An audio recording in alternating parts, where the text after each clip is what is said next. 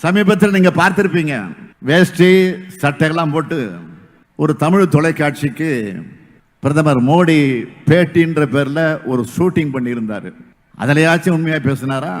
ஆண்டுக்கு 2 கோடி இளைஞர்கள்னு 10 ஆண்டுகள்ல 20 கோடி இளைஞர்களுக்கு வேலை வாய்ப்பு கொடுத்தேன்னு சொல்லி இருந்தார்னா சபாஷ் போட்டு இருக்கலாம். கருப்பு பணத்தை மீட்டுட்டேன், எல்லா பேங்க் அக்கவுண்ட்லையும் 15 லட்சம் ரூபாய் போட்டுட்டேன்னு சொல்லி இருந்தா கை தட்டி இருக்கலாம்.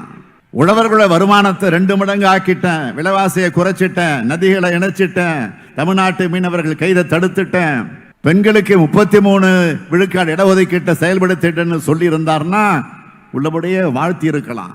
ஆனா அந்த பேட்டியில இது எதுவும் இல்லையே.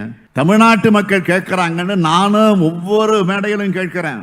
10 ஆண்டு கால பாஜக ஆட்சியில தமிழ்நாட்டுக்கு செஞ்ச சிறப்பு திட்டம் என்னன்னு சொல்லுங்கன்னு கேட்டுக்கிட்டே இருக்கேன், தொடர்ந்து கேட்கிறேன். அதுக்கு பதில் சொல்லல.